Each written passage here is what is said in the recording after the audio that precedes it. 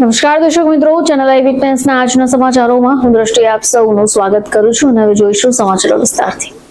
આંખોની સારવાર ક્ષેત્રમાં શ્રેષ્ઠતાના 30 વર્ષ પૂર્ણ થવા નિમિત્તે centre for sight group of eye હોસ્પિટલ્સે તેના સુરત કેન્દ્ર ખાતે advancing refractive care and centre excellence વિષય પર જનજાગૃતિ તથા ઇન્ટરેક્ટિવ ક્ષેત્રનું આયોજન કર્યું હતું। આ કાર્યક્રમમાં આંખોના નિષ્ણાંતો, દર્દીઓ તથા સમુદાયના સભ્યોએ ભાગ લીધો અને વિઝન કરેક્શન તથા સમગ્ર આંખોની સંભાળ ક્ષેત્રમાં થયેલી નવીનતમ પ્રગતિ પર ચર્ચા કરી।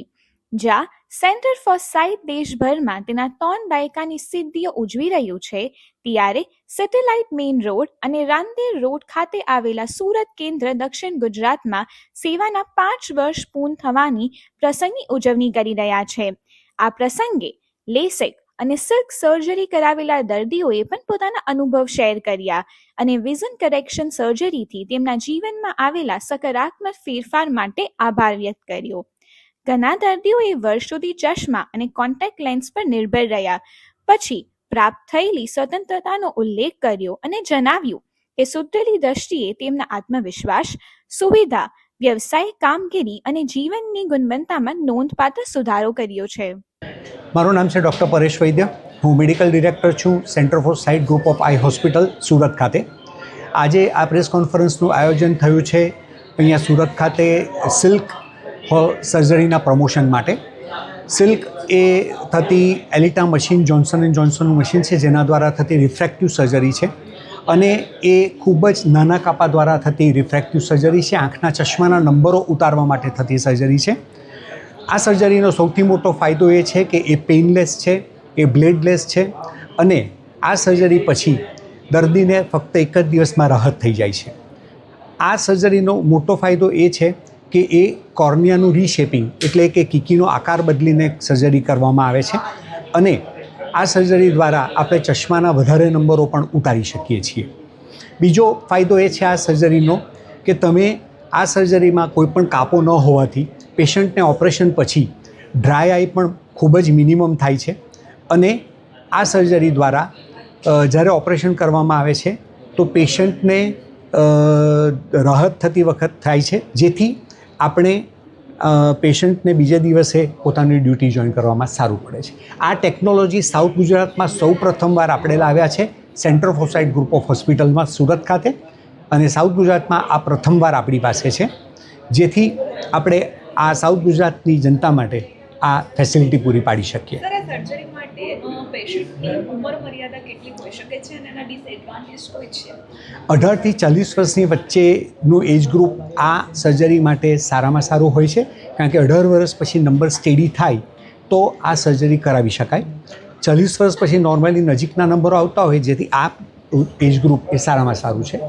ડિસએડવાન્ટેજમાં આમ નોર્મલી કોઈ નથી હોતા, પણ જે લોકોની કીકી પાતળી હોય અથવા તો જે લોકોને કીકીનો કોઈ રોગ હોય અથવા બીજા કોઈ આંખના રોગો હોય, એ લોકોના માટે આ સર્જરી અમે બહુ એડવાઇસ નથી કરતા હોતા। દરેક સર્જરીનો અલગ અલગ ખર્ચો હોય છે, પણ સિલ્ક સર્જરી અત્યારે અમે 1,10,000 કરીએ છીએ, જે નોર્મલી આમ કન્સેશનલ રેટમાં છે, જે 1,40,000 હોય છે, એને બદલે અમે 1,10,000 કરીએ છીએ।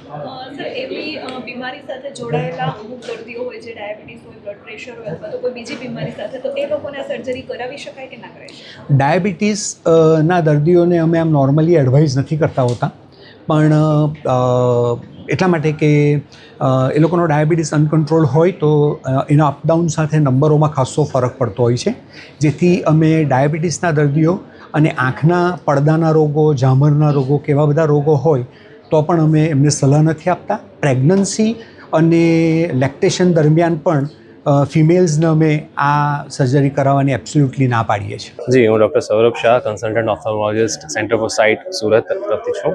અમારી પાસે સિલ્કથી લઈને PRK સુધીના એટલે કે બધા જ રિફ્રેક્ટિવ સર્જરીઝના મશીન્સ છે સુરતમાં, અને સાઉથ ગુજરાતમાં પહેલી વખત અમે સિલ્ક સર્જરી લઈને આવ્યા છીએ, જે બેઝિકલી એકદમ સૂક્ષ્મ કાપાથી થતી એક લેઝર પ્રક્રિયા છે અને સૌથી લેટેસ્ટ એડવાન્સ મશીનરી સાથે જે ANJ કંપની દ્વારા લાવતા એલિટા મશીનથી અમે આ સર્જરી કરીએ છીએ।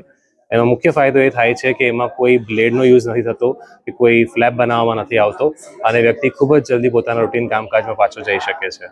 જે નોર્મલી જે લેઝર સર્જરી થતી હોય છે તે અને આ જે સીટ સર્જરી છે બેમાં ડિફરન્સ જેવી રીતે આપણે કહીએ ને કે ગાડી અપગ્રેડ થઈ, પહેલાં જૂની પુરાણી ગાડી હતી ને હવે EV કાર્સ આવી ગઈ ઓટોમેટિક મશીન સાથે, તેવી રીતે જ AI સપોર્ટેડ એક મશીન આવ્યું કે જેણે ફ્લેપ બનાવવાની જરૂરત નથી, કોઈ બ્લેડ વાપરવાની જરૂરત નથી અને બધું જ કામ લેઝર પોતાની મદદથી કરી લે અને એક નાનકડું લેન્ટિક્યુલ આંખમાંથી કાઢીને નંબર કમ્પ્લીટલી નીકળી શકે અને ઇવન લેસિક કરતાં વધારે પ્રમાણમાં નંબર આપણે કાઢી શકીએ. એના માટે સિલ્ક સર્જરી અને ઇવન સિલ્ક સર્જરીથી જે કોર્નિયાની ઇન્ટેગ્રિટી એટલે કે એનું સ્ટ્રક્ચર છે એ વધારે સારી રીતે જળવાઈ શકે છે.